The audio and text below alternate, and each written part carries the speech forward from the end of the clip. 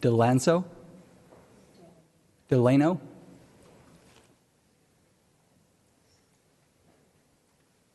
Yes, good evening, Mr. Chair, members of the Commission. Everett DeLano, 220 West Grand Avenue. And 3 minutes, please. Oh, that's fine. Actually, I had a submittal slip from someone. Oh, that's correct. But I don't think I'm going to need, maybe Okay. I'll make a 4, maybe a 2. I've still got 17 speaker Understood. slips. I'm going to go quick. Through. Here we go. 220 West Grand Avenue in Escondido. All right, so I sent a letter, I believe I hand-delivered a letter a little bit earlier today. I wanted to just cover a couple things. I'm going to give you 2 topics to think about here tonight. One is that you have the authority to deny the project in the mitigated negative declaration, and 2 is that you should deny the project in the mitigated negative declaration. Now, you've heard a lot already from the organized presentation, and I'm sure you'll hear a lot more on that second one. So let me start with that first one a little bit, because I know, and certainly there's been some discussion about it already, that you were presented with a project recently, and I saw that that portion of the hearing in which there was discussion about the state law on this. You certainly have the authority to deny the project in this circumstance, and here's why.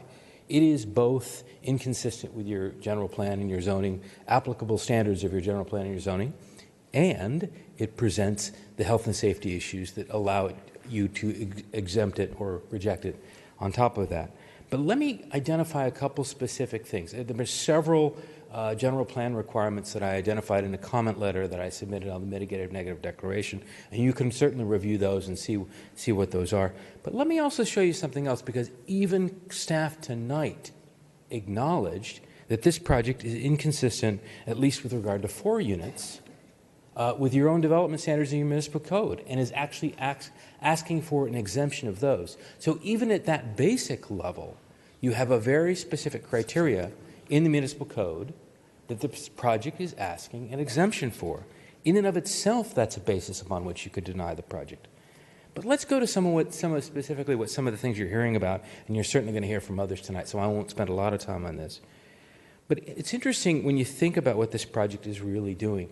As I think someone has already pointed out, this project is claiming to use the mixed-use criteria when there is absolutely nothing, zero, about this project that is mixed use.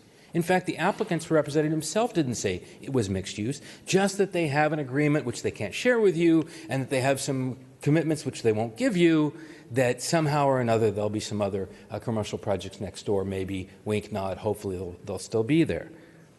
But there's really nothing truly mixed use about this project in it at all. And yet that's exactly how this project is trying to pigeonhole a residential project into this mixed use area.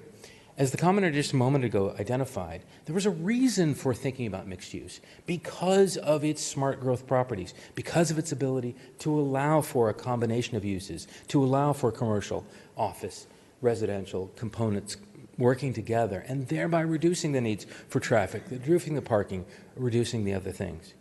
But let me also point out something else about this project. There are some serious other standards about this project that it has some significant problems with. I identified, for example, that park improvements, while there is going to be a substantial amount of money for a park, there is absolutely no commitment for park improvements anywhere in the project. In addition, it's interesting to note when you look at the criteria that I identified in my comment letter, almost without exception, as I noted in my letter today, when staff was presented with the true issues of what the real concern was about the project, the staff response was to punt, was to simply say, you don't need to worry about that, that's not really a criteria, it's something we don't look at, look the other way. And yet it's very clearly a part of your general plan standards to look at each one of these specific criteria and note why indeed these matter for this project and how in each case this project doesn't meet those standards. Thank you very much. Thank you.